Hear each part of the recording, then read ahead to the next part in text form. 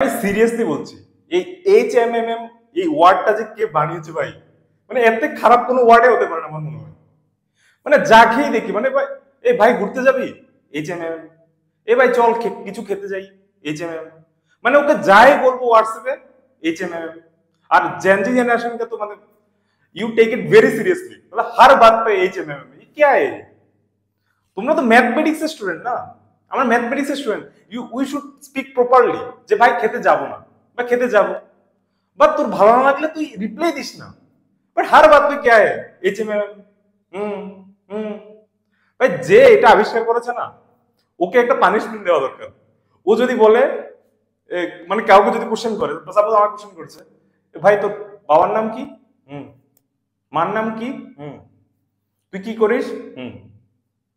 মানে এসবই চলছে এখন হোয়াটসঅ্যাপে, যাকে বলবো হুম। আরে ইউ শুড স্পিক প্রপারলি না।